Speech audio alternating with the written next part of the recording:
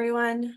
My name is Miss T, and we are going to be doing daily dictation today. The topic this week is all about online school. So for this exercise, you are going to practice your listening skills and your writing skills, and you're going to be doing this through a dictation practice. I will read 5 sentences related to the topic, and you are going to write down the sentences the best that you can with the proper spelling, grammar, punctuation, and capitalization. After practicing and practicing this, you will get better and better and have less and less errors. This is for low intermediate English speakers. So if you find that it's too easy, please look at the high intermediate level. So let's get started. Daily dictation takes place from Monday to Friday. There are new sentences each weekday, new topics each week, 2 English levels offered, a vocabulary list and practice worksheets are available as well. So for this, like I said, you will practice your English skills and improve your English skills through this exercise. Through this exercise, it's best to practice it daily in order to get these skills quickly and make sure that you maintain these new English skills. So the instructions, because this is an interactive activity, you will need a blank piece of paper and a pencil, or if you have a blank document that you can type in, that's okay too. I will read 5 sentences, and each sentence will be read 3 times and 1 more time at the end. You have to write down each sentence to the best of your ability, and you will use your listening skills. So try your best to apply the correct spelling, punctuation, and capitalization. So I am going to read 5 sentences. You see here numbers 1 to 5. Each of these numbers represent a different sentence. So listen to what I say and write down each sentence. I'm going to start with sentence number 1. Number 1. Stable internet is essential for video conferencing in a virtual classroom.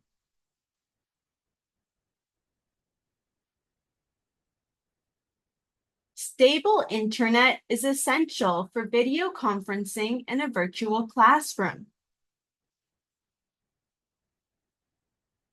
Stable internet is essential for video conferencing in a virtual classroom.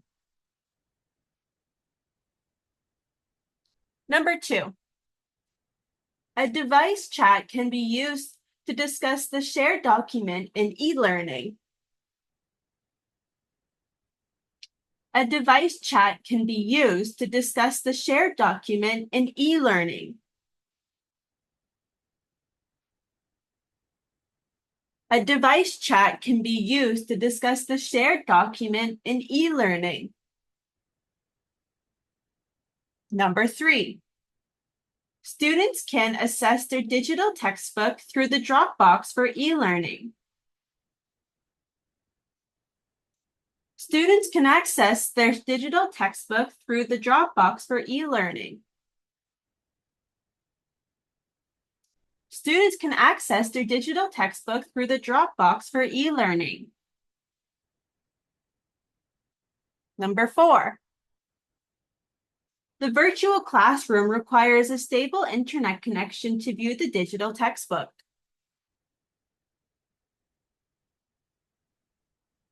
The virtual classroom requires a stable internet connection to view the digital textbook.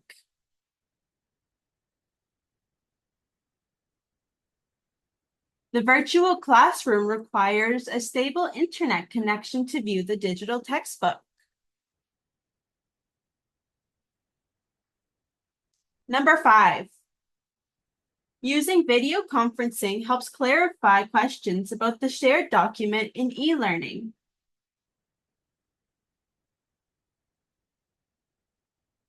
Using video conferencing helps clarify questions about the shared document in e-learning.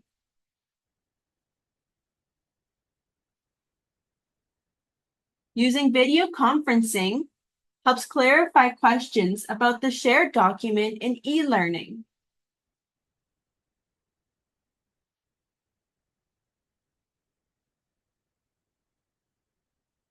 All right, I'm going to read each sentence 1 more time, starting with sentence number 1. Number 1. Stable internet is essential for video conferencing in a virtual classroom. Number 2. A device chat can be used to discuss the shared document in e-learning. Number 3. Students can access their digital textbook through the Dropbox for e-learning. Number 4. The virtual classroom requires a stable internet connection to view the digital textbook. Number 5. Using video conferencing helps clarify questions about the shared document in e-learning. All right, let's get ready to check our answers. Now, before we check it, if you found that this was a little bit too hard to follow or wasn't clear in some areas or it's too fast, listen again. If it's too fast, when you listen again, you can adjust the playback speed and make it go a little bit slower. You can also check the description for timestamps, and this will help you listen to specific sentence numbers again. Okay, so we're going to go ahead and check our answers. As we go through each sentence, I'm going to describe some of the grammar as well and some of the punctuation. So here's our first sentence. Stable internet is essential for video conferencing in a virtual classroom. So for this sentence, and every sentence, the most important thing to remember is the sentence begins with a capital letter and it ends with a period. And that's going to be true for all of your sentences and every single video that you come across on this channel for this exercise. Pretty much every single sentence is going to start with a capital letter and end in a period. This is the most essential, most basic rule in English. And if you're studying for IELTS or TOEFL or something like this, and you need to write an essay, this is essential to remember for when you write your essay. If you don't have this, this is a basic grammar concept that if it's not being followed, it's going to really impact your overall score, and you don't want that. Okay, so let's have a look at our next one.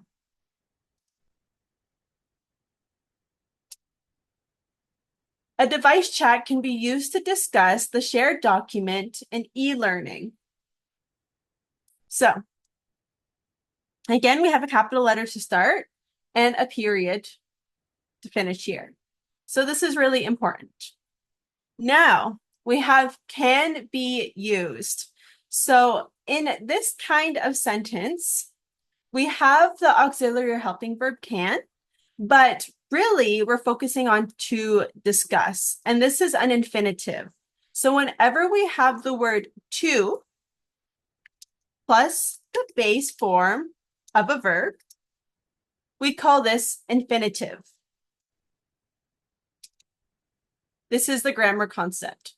And usually we use this when we have a helping verb or a helping phrase, such as can be used or is used to. When we have something like this, then we follow with an infinitive a lot of the time. Here, the shared document. Shared has ed, not because it is a verb in this case, but because it is an adjective. And it's an adjective used to describe the document. And so these two things come together to be like a noun, which is why we have the article the here. E-learning. E-learning is short for electronic learning. And so we use E for a short form a lot of the time, email, evite for an electronic invite, and e-learning is really common as well, among other things. And this is just the form that we use it. So it's E, the short form for electronic, and then learning. And then this phrase is actually way more commonly used versus electronic learning because in English we're lazy. So we don't want to say the full word all the time. We're just going to use E.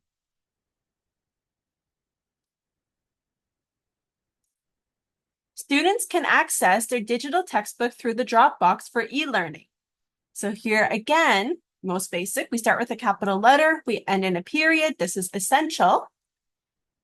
Now we have can, and we don't have can be used. It's not that whole phrase, it's just can. So here we don't need to use the infinitive.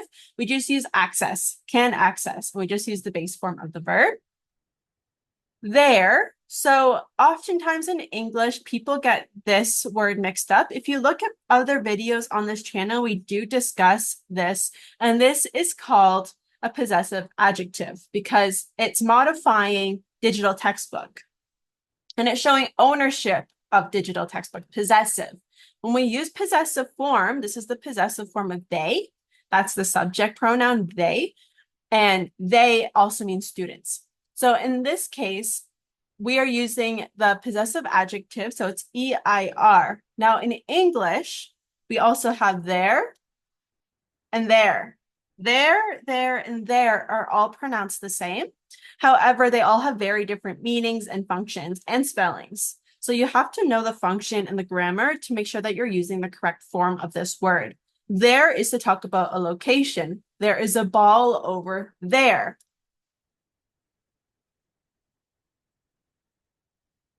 When I'm saying over there, I'm talking about a location. So that's how we use this one. There, like this, is they are. It's the contracted version of they are.